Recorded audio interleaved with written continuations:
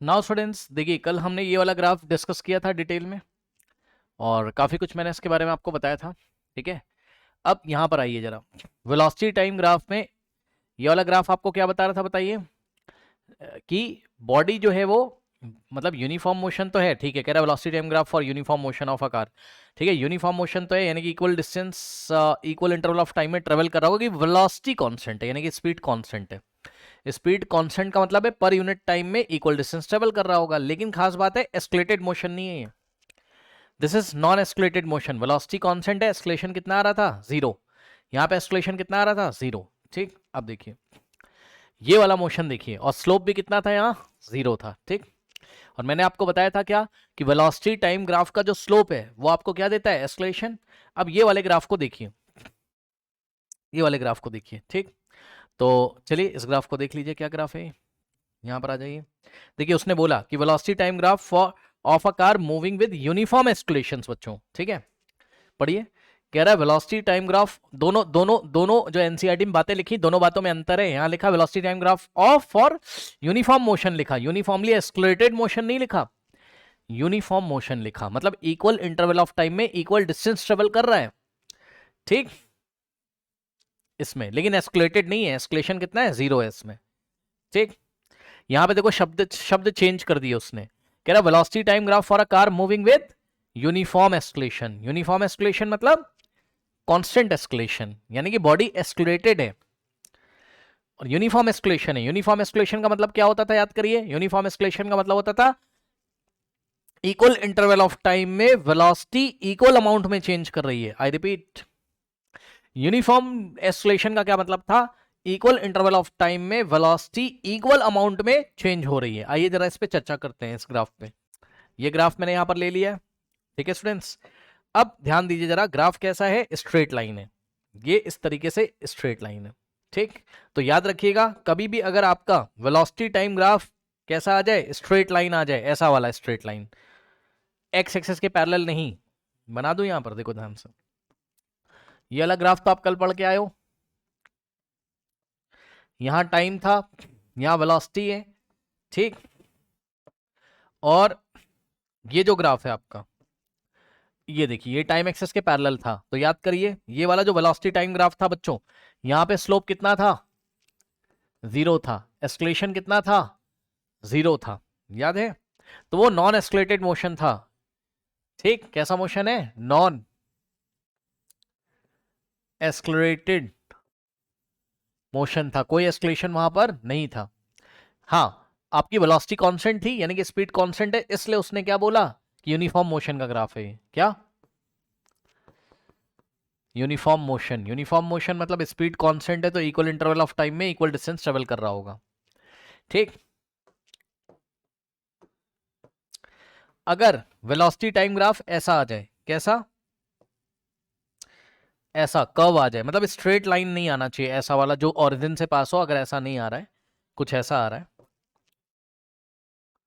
ठीक, तो ये आपका क्या है, टाइम है, और ये क्या आपका वेलोसिटी है। तो वेलोसिटी टाइम ग्राफ अगर ऐसा शेप का आपको दिखाई पड़ रहा है, ठीक है स्टूडेंट्स, तो ध्यान दीजिए जरा, यहां पर अब बताओ ये क्या, इसका क्या ये यूनिफॉर्मली एस्केलेटेड मोशन है, यूनिफॉर्मली एस्केलेटेड मोशन नहीं है ये एस्केलेटेड तो है लेकिन यूनिफॉर्मली एस्केलेटेड नहीं है। मतलब अभी आपको मतलब दिखाते हैं, रुक जाइए, पहले हम लिख दें क्या है यहां पर, non uniform, non uniform escalation है। ये दो ग्राफ हो गए। अच्छा, अगर इसकी जगह ऐसा आ जाता, ये ऐसा है, इसकी जगह ऐसा भी आ सकता है, कैसा,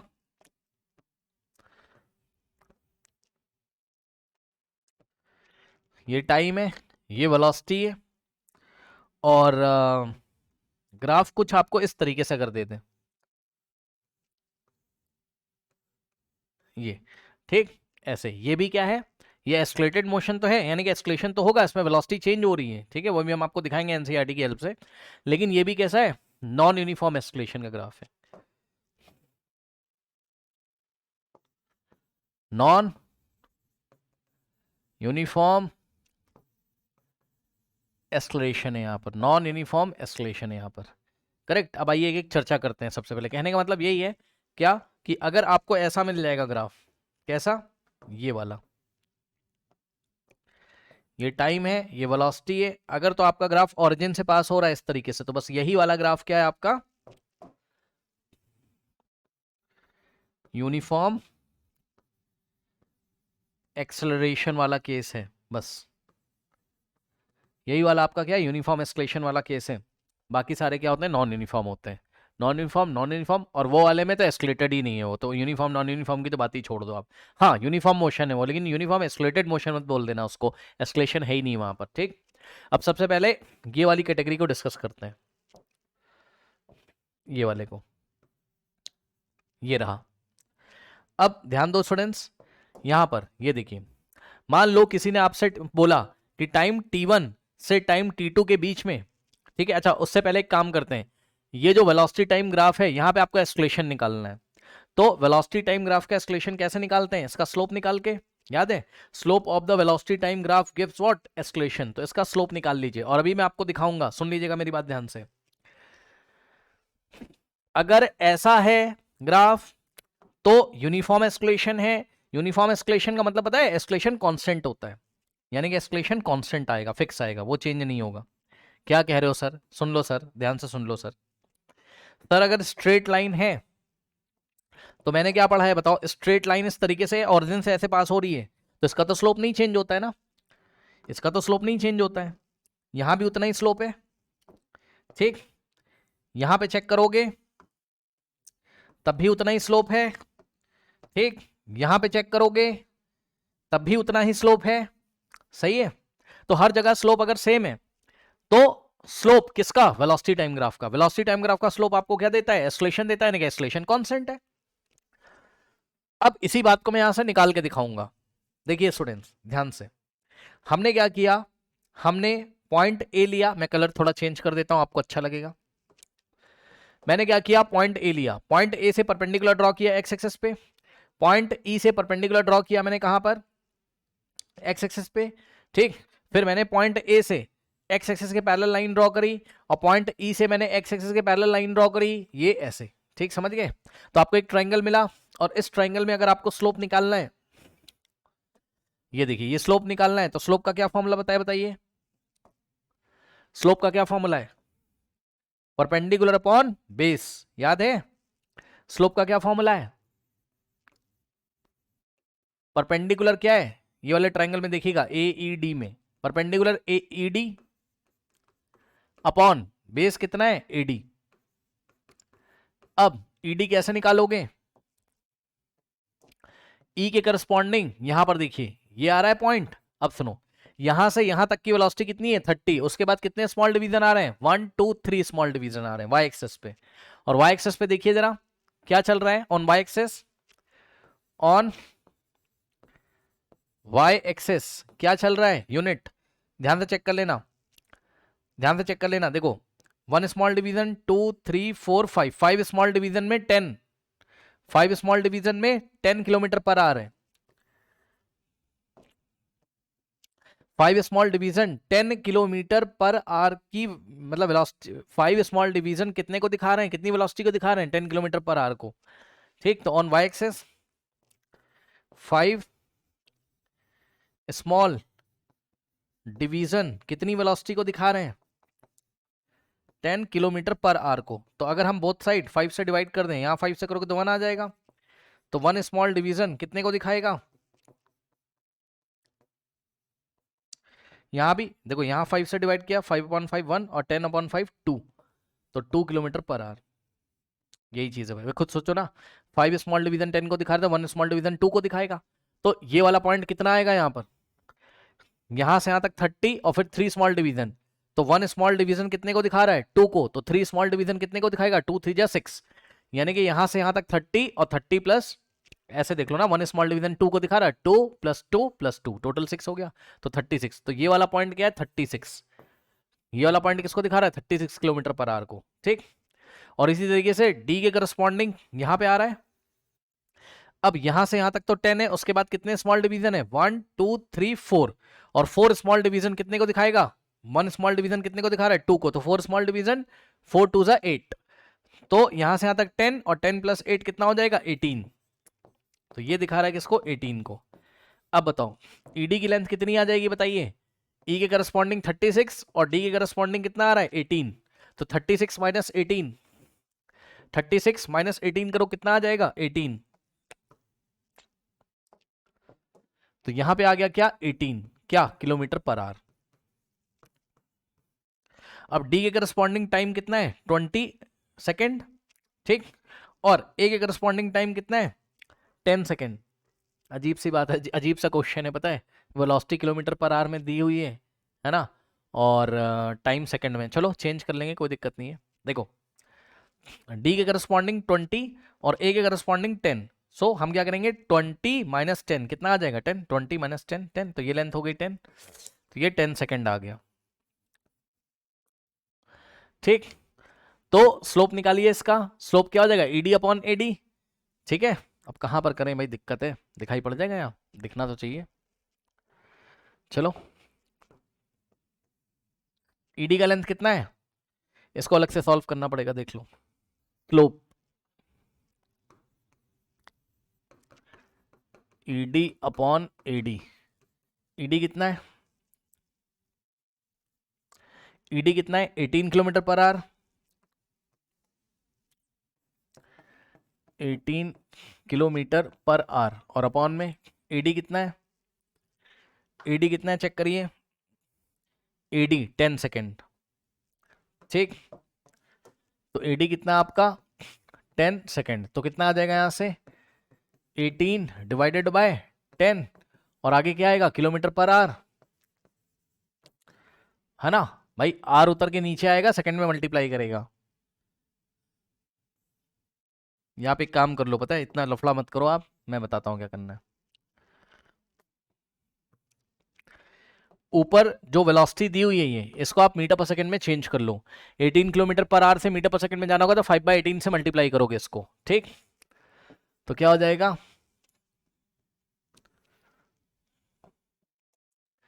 18 इंटू 5/18 जैसे ही करोगे तो ऊपर वाली किलोमीटर पर आवर वाली वेलोसिटी का यूनिट आ जाएगा मीटर पर सेकंड में, और डिवाइडेड बाय नीचे क्या है? 10 सेकंड। 18 से 18 गया, कितना आ जाएगा? ऊपर 5 नीचे 10, और मीटर, और सुनो सेकंड इंटू सेकंड, नीचे सेकंड स्क्वायर, तो मीटर पर सेकंड स्क्वायर। तो यहां से क्या आएगा? 5 1 जा 5, 5 2 जा, यानी कि 1/2 क्या मीटर पर सेकंड स्क्वायर। 1/2 का मतलब क्या होता है? 0.5, तो 0.5 मीटर पर सेकंड स्क्वायर। इसका क्या, ठीक है। तो ये चीज़ है बस, और क्या। तो जो एस्केलेशन आया वो 0.5 मीटर पर सेकंड आया, क्योंकि स्लोप कितना आ रहा है? 0.5 आ रहा है, ठीक।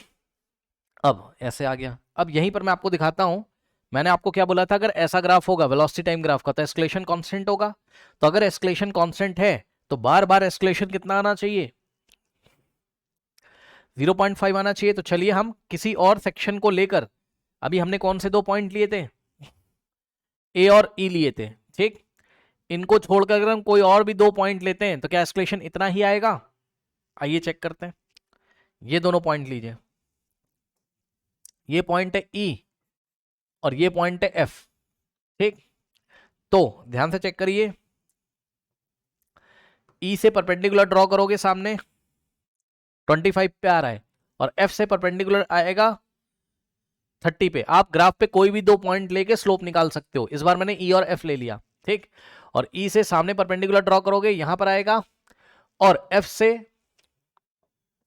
इसको हटा दे रहे हैं ना, एफ से सामने परपेंडिकुलर ड्रॉ करोगे इस तरीके से आएगा, और ये जो ई से लाइन पास हो रही है इसको ऐसे बढ़ा लो आगे, तो एक छोटा सा ट्राइंगल दिखाई पड़ेगा, और इस पॉइंट का कुछ ना कुछ नाम रख लोगे, लेट अस से एम। ये एंगल 90, और ट्राइंगल ई एफ एम में स्लोप निकाल लेंगे, ठीक। तो कैसे निकालेंगे देखिए,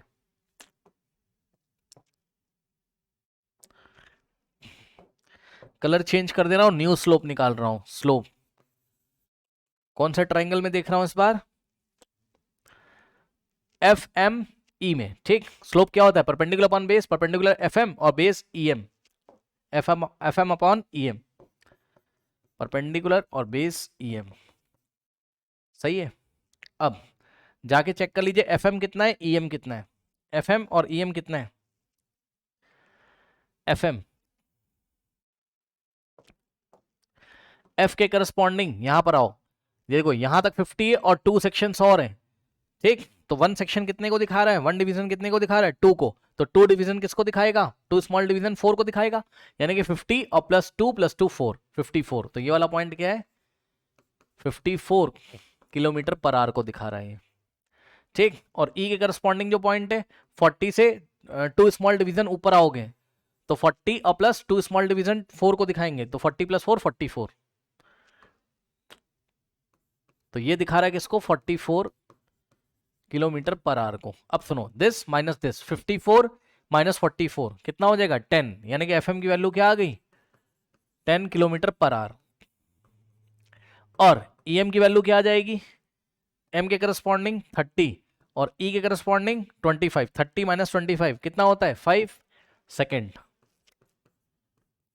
ठीक। नाउ चलिए रखिए, FM upon EM,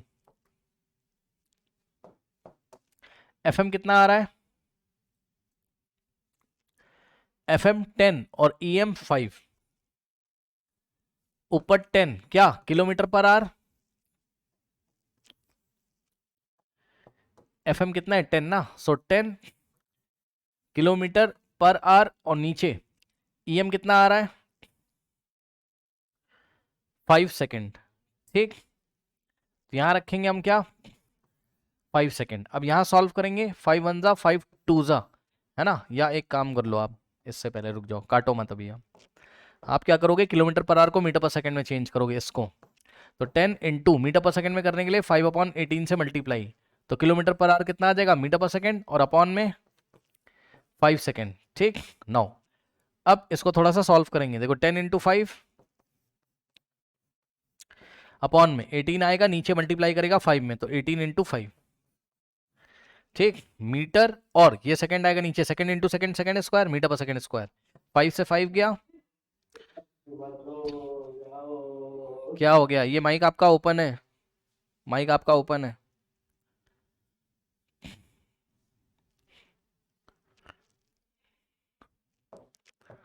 now 10 upon कितना आ रहा है 18, ओके। अब हम इसको सॉल्व करेंगे, तो सॉल्व कर लीजिए इसको, देख लीजिए कितना आ रहा है। कुछ बात बनेगी आपकी, 10/18 है ना। कुछ गड़बड़ आ रही है बच्चों, चेक करना पड़ेगा क्यों गड़बड़ आ रही है। देखिए 2 5 जा और 2 9 जा, करेक्ट। 5/9, ये तो आंसर नहीं आ रहा है, 5/9। हाँ आ रहा है, देखो 0.5 के आसपास आ रहा है, 0.5 पहले भी आया था, 0.5 अभी भी आ रहा है, ठीक है ना।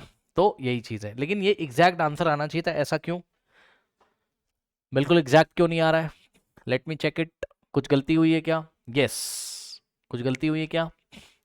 ये 50 और 2 स्मॉल डिवीजन किसको दिखाएंगे, 1 स्मॉल डिवीजन 2 को, तो 2 स्मॉल डिवीजन 4 को, 54। और ये कितना हो जाएगा 40 + 4 44, 54 - 44 10 ही तो आएगा, बिल्कुल सही है। और यहाँ पे टाइम 30 - 25 5 आ रहा है, बिल्कुल सही, कोई दिक्कत नहीं है।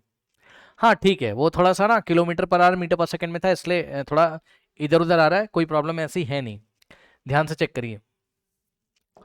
5/9 को जब आप सॉल्व करोगे, ये देखिए 5/9 को चेक करोगे तो मीटर पर सेकंड स्क्वायर, ठीक। और 5/9 का मतलब 5 को डिवाइड करेंगे 9 से, कर लीजिए यहाँ पर। जिनको नहीं आता मैं डिवाइड करना भी सिखा रहा हूँ, 5 को 9 से डिवाइड करोगे। अब देखो 9 की टेबल ऐसी पढ़ो कि या तो 5 आ जाए या तो 5 से छोटा, तो 9 1 जा 9 नहीं चलेगा, क्योंकि 9 5 से बड़ा हो गया, तो 9 0 जा 0, 0 टाइम जाएगा, 9 0 जा 0, और यहाँ 5 फिर डेसिमल लगाकर 0 बढ़ा देंगे, 9 9 5 जा 45, फिर यहाँ आएगा 5, डेसिमल की हेल्प से कितना आ जाएगा 0 9, बस यही आता रहेगा 0.55, है ना।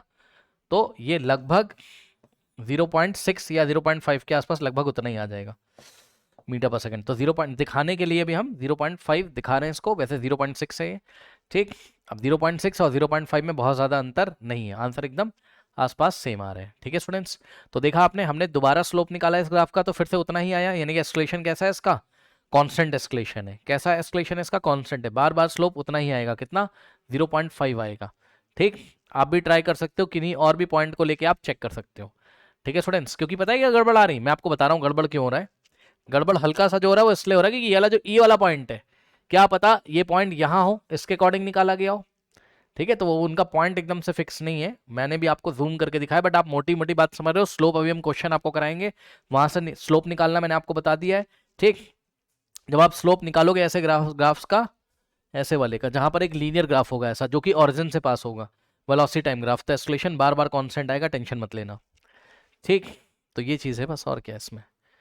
ठीक, तो इतना, अगर आपको स्क्रीनशॉट कुछ लेना हो तो आप ले सकते हो। ठीक है, नाउ स्टूडेंट्स, अब देखिए यहीं पर मान लीजिए आपको क्या निकालना हो, ये आपसे पूछ लिया जाए कि डिस्टेंस कितना ट्रेवल किया बॉडी ने, कहाँ, कौन से टाइम से कौन से टाइम तक, T1 टाइम से T2 टाइम तक। अब ध्यान से सुनो, अब आपसे ये पूछा हमने क्या कि T1 टाइम से T2 टाइम तक, T1 टाइम कितना है 10 सेकेंड और T2 टाइम कितना है 20 सेकेंड। 10 सेकेंड से 20 सेकेंड तक ऑब्जेक्ट ने कितना डिस्टेंस ट्रेवल किया है, तो उसके लिए हम क्या करेंगे, तो एक्चुअल में आपकी बुक में पहले ही कर रखा है, लेकिन कहानी कुछ ऐसी चल रही है, ध्यान से चेक करेंगे बच्चों। सबसे पहले हमने क्या किया होगा बताए, T1 से एक लाइन ड्रॉ करी होगी y एक्सिस के पैरेलल, जो कि ग्राफ को कहाँ पे कट करेगा, पॉइंट ए पर। ठीक, और इसी तरीके से हमने T2 से y एक्सिस के पैरेलल लाइन ड्रॉ करी होगी, जो कि ग्राफ को कहाँ पे कट करेगा या इंटरसेक्ट करेगा, पॉइंट ई पर। समझे? अब हमने ग्राफ पकड़ा होगा, ग्राफ तो ऐसे पूरा सा पोर्शन है, हमने कौन सा ग्राफ पकड़ा होगा, कहाँ से कहाँ तक का, यहाँ से यहाँ तक का। ठीक, इस पोर्शन को हम लेंगे, इस पोर्शन के अंडर में जो एरिया आ रहा है उसको हम निकालेंगे। ठीक है स्टूडेंट्स, तो एरिया कितना आ रहा है इसके अंडर, ये वाला पूरा एरिया, ये।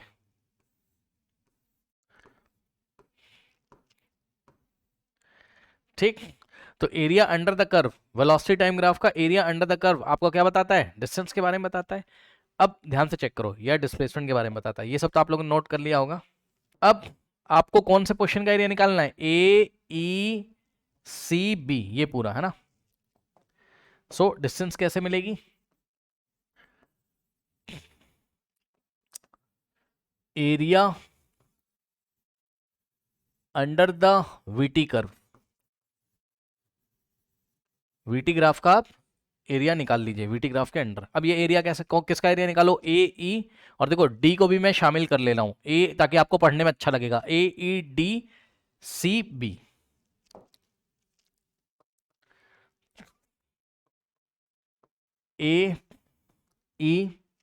AEDCB, ठीक, AEDCB करेक्ट। अब बताओ बच्चों, एक बार बताओ, इस AEDCB के एरिया निकालने के दो तरीके हैं, मैं आपको दोनों बताऊंगा एक एक करके। पहला तरीका, एक बार बताओ, AEDCB किससे किससे मिलके बना है,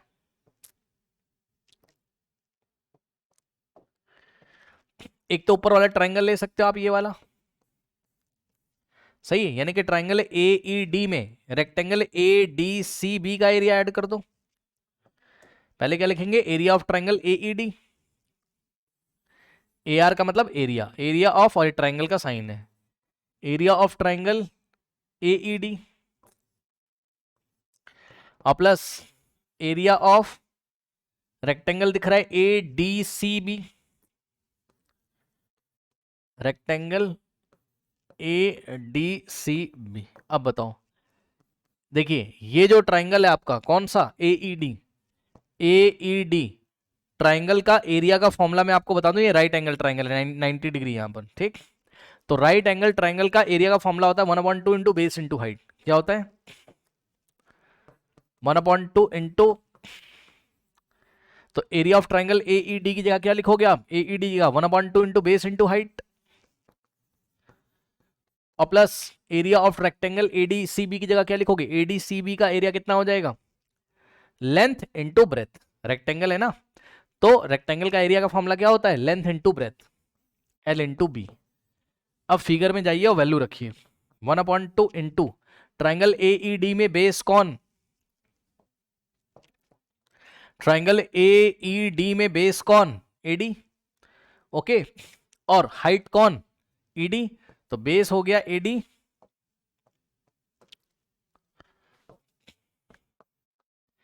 और हाइट क्या हो गई आपकी E D, correct, plus rectangle A D C B में, ठीक है, रेक्टेंगल एडीसीबी में लेंथ एडी और ब्रेथ हो गई डीसी, लेंथ एडी और ब्रेथ हो गई डीसी, तो लेंथ की जगह एडी और ब्रेथ हो गई आपकी क्या डीसी, करेक्ट, ये चीज हो गई। अब चाहो तो आप यहां से वैल्यू निकालना हो तो निकाल लो, अभी मैं एक चीज और इसमें आपको करके दिखाऊंगा, ठीक है। चैतन्य देखिए, अगर आपको क्लास करनी ना, इसके रिकॉर्डिंग सेक्शन में जाओगे आप, ठीक है, तो रिकॉर्डिंग सेक्शन, आवाज आ रही मेरी, चैतन्य सिंह बताइए, आवाज आ रही है, माइक ऑन करके चेक कर लो। हाँ, मैं कह रहा हूँ कि इसकी रिकॉर्डिंग सेक्शन में जाइए, ठीक, और इसके रिकॉर्डिंग्स में आपको क्लास मिल जाएंगी, मतलब अगर आपको शुरू से करना हो तो, ठीक है, तो डेली की क्लास रिकॉर्ड हो जाती है, यहाँ पे आपको मिल जाएंगी, ठीक। नाउ यहाँ पर आइए, 1/2 इंटू बेस एडी, एडी कितना है, अब एडी की लेंथ कितनी हो जाएगी, डी के करस्पॉन्डिंग 20 और ए के करस्पॉन्डिंग 10, 20 माइनस 10 10, तो एडी की लेंथ हो गई 10, तो एडी की जगह कितना रखोगे 10 इंटू ईडी, ई से डी तक कितना है, ई के करस्पॉन्डिंग पॉइंट क्या था 36 और डी के करस्पॉन्डिंग पॉइंट क्या था 18, 36 माइनस 18 कितना होता है 18, तो ईडी हो गया 18, सही है, ओके, ये चीज है, लेकिन आपको ध्यान रखना है यूनिट्स का, नहीं गलत हो जाएगा, आप यूनिट का ध्यान रखिए, कैसे, अजीब सा है भाई, टाइम इन्होंने सेकंड में देके सब गड़बड़ कर दिया है, ठीक, चलो क्या करोगे, टाइम सेकंड में, और 18 क्या था, ये 18 कहाँ से आया था 36 kilometre per our minus 18 kilometre per our, 36 minus 18 18 kilometre per our, ठीक, एक काम करें, देखो एक काम करते हैं भाई, सुन लो, एक काम करते हैं, क्या काम करते हैं सुन लो, एक काम करो भाई, नहीं कैलकुलेशन में घुमा देगा आपको, पहले मेरे को कॉन्सेप्ट समझाना है, वही समझा दूं, तो टाइम को बेटा आर में कर लो, मान लो, इससे क्या फायदा है थोड़ा मैं आपको दिखा दूं, टाइम को जब आप आर में करोगे तो ये जो 10 है यहां से यहां तक है ना, ईडी की लेंथ 10 आर हो जाएगी, ये आर और इनटू में ईडी, ईडी कितना है 36 माइनस 18 यानी कि 18 किलोमीटर पर आर, इससे क्या फायदा, आर से आर कट जाएगा और किलोमीटर बचेगा, यानी कि डिस्टेंस मेरा किलोमीटर में आ जाएगा, ठीक, तो ये चीज़ है, आर में कर लो अभी आप, अभी तो मैं आपको डायरेक्ट सिखा रहा हूँ ना,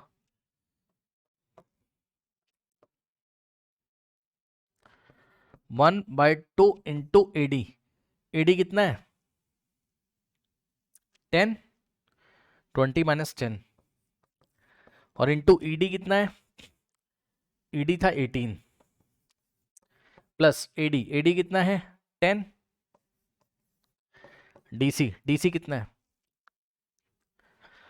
डीसी कितना है, डी के करस्पॉन्डिंग पॉइंट ये वाला रहा है 18 और सी के करस्पॉन्डिंग पॉइंट 0, 18 माइनस 0 18, तो डीसी हो गया 18, ठीक, आप इसी के अकॉर्डिंग मान के चलना कि यहाँ टाइम आर में दिया हुआ है, तो उसके अकॉर्डिंग कैलकुलेशन कर रहा हूँ मैं, 2 1 जा, ठीक, उसके बाद 2 5 जा, 5 into 18 90, 90 into 1 90 plus 18 into 10 180, correct, 180 plus 90 कितना हो जाएगा 180 और प्लस 90 करेंगे 270 हो जाएगा, तो आ गया क्या 270 किलोमीटर, तो इस तरीके से, यानी कि टाइम इंटरवल 10 आवर्स से 20 आवर्स के बीच में कितना डिस्टेंस ट्रेवल किया बॉडी ने 270 किलोमीटर, या कितना डिस्प्लेसमेंट किया 270 किलोमीटर, इस तरीके से एरिया अंडर द कर्व निकालेंगे अगर हम वेलोसिटी टाइम ग्राफ का, तो हमें ये पता चल जाएगा बॉडी ने कितना डिस्टेंस ट्रेवल किया है, ठीक है स्टूडेंट्स। अब इसको पहले आप कर लो अच्छी तरीके से देख लो, फिर एक बात और बताता हूँ मैं यहाँ पर आपको। नाउ स्टूडेंट्स, अब देखिए यहीं पे एक बात और बताता हूँ, आपने ट्रेपीजियम पढ़ा होगा है ना, ट्रेपीजियम में क्या होता है, ट्रेपीजियम कैसा फिगर होता है, ये देखिए कभी कभी हम ट्रेपीजियम का भी फॉर्मूला इसमें लगा देते हैं, ठीक, ट्रापीजियम एक ऐसा क्वाड्रिलेटरल होता है जिसमें वन पेयर क्या होता है, पैरेलल होता है। ट्रापीजियम आपको इस तरीके का दिखता है, ये ऐसे A B C D, correct. ये ट्रापीजियम है, इसमें ए बी क्या है, सी डी के पैरेलल है। मैं लिख देता हूं ए बी और ये पैरेलल का sign, A B parallel to C D, correct. अब इस ट्रापीजियम का जो एरिया का फॉर्मूला होता है वो क्या होता है, एरिया ऑफ ट्रापीजियम, ये होता है आपका क्या, 1/2 into sum of parallel sides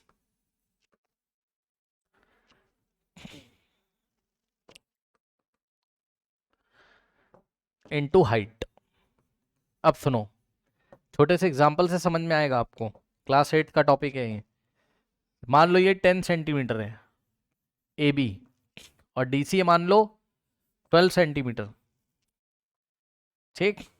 और तो ये सम ऑफ पैरेलल साइड्स की जगह आप क्या रखोगे, A B plus D C. ये देखो 1/2 into sum of parallel side की जगह पैरेलल साइड का सम, पैरेलल साइड कौन सी, ए बी और सी डी, तो A B plus C D, और इंटू में हाइट। हाइट क्या होता है, तो ध्यान से सुनो, हाइट आपको ऐसे दिखाई पड़ेगी क्या, पैरेलल लाइंस के बीच का ये परपेंडिकुलर डिस्टेंस, ये इस तरीके से, यही हाइट होती है। मान लो ये वाला पॉइंट एम है, ठीक। तो दोनों पैरेलल लाइन के बीच में एक परपेंडिकुलर आएगा, इसको ही हाइट बोला जाता है, ठीक। और मान लीजिए कि ये लेंथ दी आपको, मान लो 5 सेंटीमीटर मान लो, ठीक। तो हम क्या करेंगे, हाइट की जगह पहले तो नाम रख दो, हाइट की जगह ए एम रखेंगे, ठीक। 1/2 into sum of parallel sides into A M, यहां से आएगा 1/2 into A B, A B कितना है, ए बी कितना है 10, और प्लस सी डी कितना है, सी डी कितना है 12 into A M, A M कितना है 5। बस अब इसको कुछ नहीं करना है, इसको सॉल्व कर लेंगे। 5 की जगह 6 ले लो तो इजी हो जाएगा कैलकुलेशन, ठीक। ये 6 हो जाएगा। अब ये 2 1 ज़ा 2 और 2 3 ज़ा 6, तो आंसर कितना आ जाएगा यहाँ से, 10 + 12 22, और इंटू में 3 66 क्या सेंटीमीटर स्क्वायर। इतना तो पता होगा ना, एरिया निकालते हैं तो जो भी यूनिट दिया होगा उसका स्क्वायर कर देंगे, ठीक। तो सेंटीमीटर स्क्वायर, यही क्या है, इसका एरिया है। तो ये आपको आ गया। अब सुनो, अब क्या ये ट्रेपीजियम नहीं है, ये देखो मैंने आपको बोला था पूरे फिगर का आपको एरिया निकालना है, इसका ये वाले का एरिया अंडर द कर्व इतना होगा आपका। मैं कलर ब्लू कर देता हूं, चलो देख लो, ब्लू कलर देख लो, ये पूरा, ये पूरा एरिया निकालने के दो तरीके थे, area of triangle plus area of rectangle. एक बार ऐसे दिखाया मैंने आपको, और एक बार आप इसको ऐसे भी देख सकते हो क्या, कि एक ट्रेपीजियम है। कहां से खड़े होके देखोगे, ऐसे लेट जाओ हॉरिजॉन्टल, ऐसे लेट के तब देखो इसको, ऐसे करके, ये आप इस पोजीशन में जब देखोगे तो ये वाली लाइन इसके पैरेलल है, यानी कि EC is parallel to what, AB। और अब ट्रेपीजियम हो गया कि नहीं हो गया, 4 साइड है इसके, 1 2 3 4, ठीक। 4 साइड है तो क्वाड्रिलेटरल है जिसमें 2 साइड्स पैरेलल हैं, कौन कौन सी, EC और AB आपस में पैरेलल है, ठीक। तो 1/2 into sum of parallel sides into perpendicular distance लगा सकते हो आप इसमें। मतलब समझो कौन कौन सी पैरेलल है,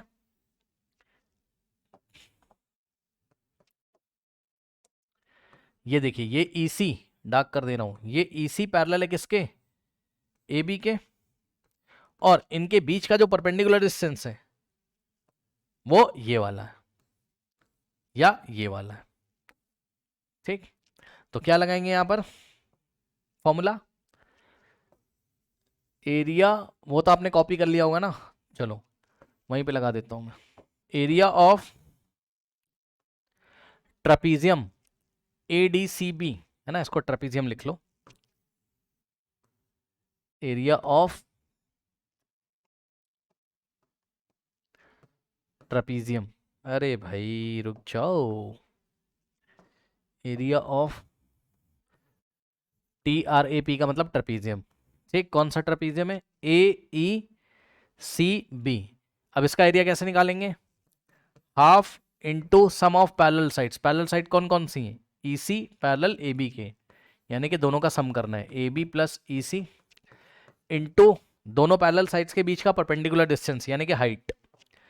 इस बार हाइट आपको ये हाइट है या फिर ये चेक कर लो ना, ये वाली ये वाली पैरेलल है, इनके बीच का परपेंडिकुलर डिस्टेंस यही तो है। AD लिखो, BC लिखो, बात सेम है। तो 1/2 into sum of parallel sides into AD, ठीक। तो 1/2 इंटू AB की लेंथ कितनी है, ये AB कितना है, यहां से देख लो AB 20 कितना है, AB 18 है। A के करस्पॉन्डिंग कितना 18 और B के करस्पॉन्डिंग 0, 18 माइनस 0 18, तो AB 18 और प्लस EC कितना है, E से C तक कितना है, E के करस्पॉन्डिंग कितना है 36 और C के करस्पॉन्डिंग कितना है 0, 36 माइनस 0 36, तो EC आ गया 36। तो EC आ गया 36 इंटू में AD A के करस्पॉन्डिंग 10 और D के करस्पॉन्डिंग 20, 20 माइनस 10 10। सॉल्व करोगे ये 2 इसको कट कर देगा, किसको, पूरा सॉल्व कर लो कोई बात नहीं। 1/2 इंटू 18 प्लस 36, 6 प्लस 8 14, 1 जाएगा, 3 plus 1 plus 3 plus 1 4 plus 1 5 into में 10, 2 1 जा 2 5 जा। कुछ गलती करी क्या, नहीं, बिल्कुल सही चल रहा है, तो आंसर क्यों नहीं मैच कर रहा है। लास्ट टाइम आंसर कितना आया था इसका, याद है किसी को, इसका एरिया अंडर द कर्व कितना आया था, हाँ बताइए जरा, कॉपी में किया हो किसी ने, स्क्रीनशॉट लिया हो तो बताइए जरा। 270 आया था, अच्छा वही मैं भूल गया था ना तभी तो। अब देखो मल्टीप्लाई करो, 5 4 द 20 है ना, और 2 जाएगा, 5 5 द 25 प्लस 2 27, 270 तो आ रहा है, इंटू में 1 270 फिर से आ गया। लो भाई क्या दिक्कत है, बिल्कुल सही आ रहा है, मैं भूल गया था इसलिए थोड़ा कंफ्यूज हो गया था, ठीक। ओके, तो फिर से वही आ गया, यानी कि आप चाहें जैसे निकालो, जैसे पसंद है, area of triangle plus area of rectangle करके निकालो, और चाहे आप एरिया ऑफ ट्रेपीजियम करके निकालो, ठीक है स्टूडेंट्स। ओके, तो आपको डिस्टेंस या डिस्प्लेसमेंट मिल जाएगा, ठीक है स्टूडेंट्स। तो ये चीज हो गई। नाउ अब थोड़ा सा आप एनसीईआरटी में आ जाइए। ये वाला जो ग्राफ है, कल मैंने आपको याद दिलाया था ऐसा ग्राफ, अगर आपको याद हो तो ज्यादा इसमें आपको टेंशन नहीं लेना है। ये देखिए, ये स्ट्रेट लाइन तो आ रहा है, लेकिन टाइम के बढ़ने के साथ साथ वेलोसिटी क्या कर रही है, डिक्रीज कर रही है, यानी कि ये डिसलेरेशन वाला केस है, बॉडी डिसलरेट कर रही है, ठीक है स्टूडेंट्स। याद करिए, यहां से ये एंगल कितना बना रहा है, ऑब्ट्यूज, यानी कि एक्सलेशन कैसा आएगा, नेगेटिव, तो वेलोसिटी क्या कर रही है, डिक्रीज कर रही है। कोई डाउट है, अगर आपको भरोसा नहीं है तो आप चेक कर सकते हो। 1 सेकंड पे इतनी वेलोसिटी थी, जो भी था पढ़ लेना, और 2 पे इतनी हो गई और कम हो गई, 3 सेकंड पे जाओगे तो और कम हो गई, ठीक है, 4 सेकंड पे गए तो और कम हो गई, 5th सेकंड पे गए तो और कम हो गई, और 6th सेकंड पे तो भैया 0 हो गई। यानी कि इस ग्राफ को देख के बताओ कि ऑब्जेक्ट कितने टाइम पे रुक गया, कितने टाइम के बाद ऑब्जेक्ट स्टॉप हो गया, रेस्ट पे आ गया। फिर से ध्यान से चेक करो,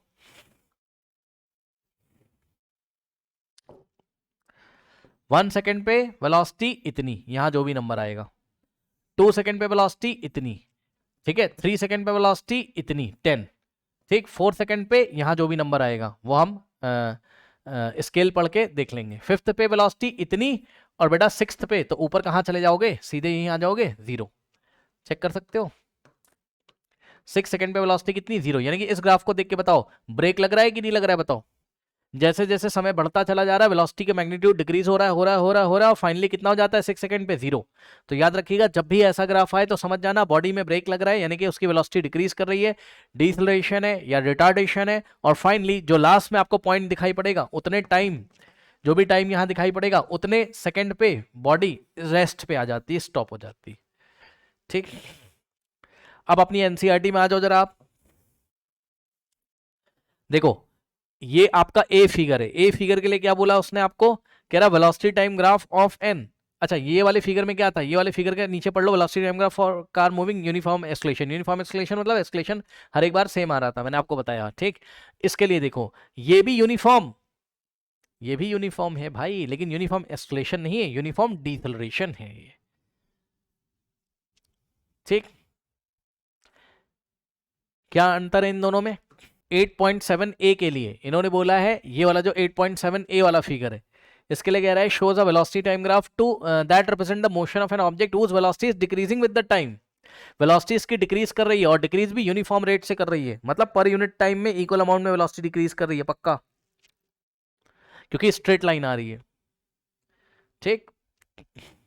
यहां पे स्ट्रेट लाइन आ रही है तो पर यूनिट टाइम में वेलोसिटी इक्वल अमाउंट में इंक्रीज कर रही थी। Slope positive, escalation positive, slope negative, escalation negative. ये वाले ग्राफ में क्या हो रहा है, ये सुन लो, एस्केलेटेड मोशन तो है क्योंकि वेलोसिटी तो चेंज हो रही है। ये देखिए इस ग्राफ में वेलोसिटी तो चेंज हो रही, क्योंकि देखो ना भाई 4 सेकंड पे वेलोसिटी इतनी, हाँ इतने टाइम पे इतनी, इतने टाइम पे फिर से इतनी, इतने टाइम पे फिर से इतनी, इतने टाइम पे फिर से इतनी, इतने टाइम पे फिर से इतनी, ऐसे वेलोसिटी चेंज हो रही है। एस्केलेटेड मोशन तो है लेकिन नॉन यूनिफॉर्म एस्केलेशन है। क्यों सर? क्योंकि ध्यान से चेक करो, अगर कह रहा है सर यूनिफॉर्म एस्केलेशन है कहाँ से कहाँ तक, केवल इतने टाइम तक, यहाँ पे जो भी टाइम होगा सपोज t1, क्योंकि यहाँ से यहाँ तक का ग्राफ कैसा है, स्ट्रेट है। ठीक, तो 0 से t1 टाइम तक ये कैसा है, स्ट्रेट लाइन है, यानी कि यूनिफॉर्मली एस्केलेटेड था। फिर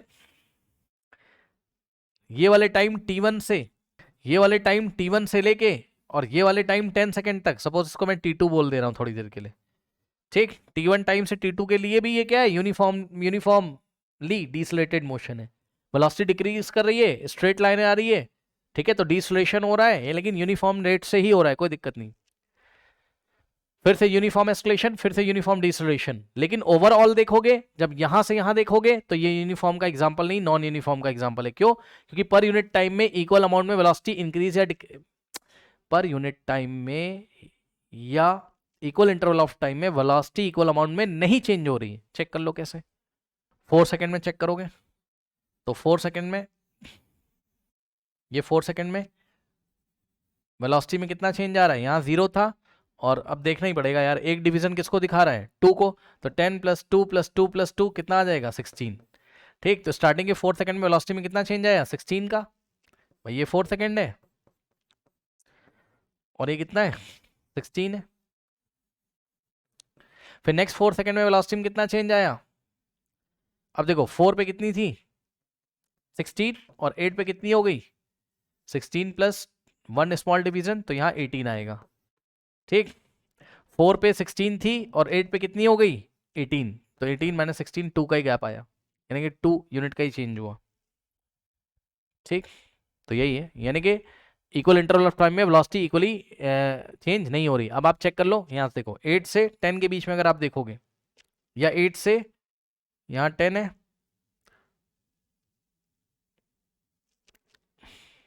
नेक्स्ट 4 सेकंड हमें 12 कहाँ मिलेगा, हमें इसकी यूनिट्स भी नहीं सही है, 10 11 12 नहीं, 12 यहाँ कहीं मिलेगा। अब देखना पड़ेगा यार इसको भी, ये बड़ा लफड़ा वाला काम है ना, क्योंकि 1 2 3 4 5 स्मॉल डिवीजन 4 सेकंड को दिखा रहे हैं। ठीक, तो फिर से मुझे निकालना पड़ेगा, उतना हम निकालेंगे डिटेल में, आप बस आप ये समझो जरा कि नेक्स्ट 4 सेकंड में अगर हम जाएं, यानी कि 12 यहाँ कहीं आ रहा होगा, अब कहाँ आ रहा होगा वो तो बात की बात है, यहाँ कहीं आ रहा होगा 12, तो नेक्स्ट 4 सेकंड में ये देखिए, नेक्स्ट 4 सेकंड का जो इंटरवल है, 0 से 4 चेक किया, 4 से 8, अब 8 से 12 चेक किया, तो वेलोसिटी में कितना चेंज आ रहा है, 8 पे वेलोसिटी कितनी है, 18 के आसपास, और यहाँ पे ये देखिए 10 + 2 14 के आसपास, 18 - 14, 4 का ही गैप, 4 का ही चेंज आ रहा है। तो देख रहे हो आप, velocity equal interval of time में इक्वल अमाउंट में नहीं चेंज हो रही, इसलिए ये अलग ग्राफ के नीचे क्या लिखा हुआ है, बस आपको ध्यान रखना है, इतनी कैलकुलेशन नहीं करनी, वो जब मैं क्वेश्चन दूंगा तब आपको करना है। Velocity time graph of an object in non uniformly escalated motion, क्योंकि इक्वल अमाउंट ऑफ इंटरवल में वेलोसिटी इक्वल अमाउंट में नहीं चेंज हो रही है। ठीक, तो ये सब पूरी कहानियां थी आपकी। ठीक है, अब क्या करूंगा मैं पहले सवाल कराऊंगा इसके ग्राफ वाले। ठीक है, तो बहुत सारे मैं इसके क्वेश्चंस लेके आऊंगा। ठीक है स्टूडेंट्स, और उसकी आपको प्रैक्टिस करनी है पहले, फिर हम आगे के टॉपिक पे चलेंगे, क्योंकि इसमें क्वेश्चंस ही आते हैं आपके। ठीक है स्टूडेंट्स, प्रैक्टिस के लिए।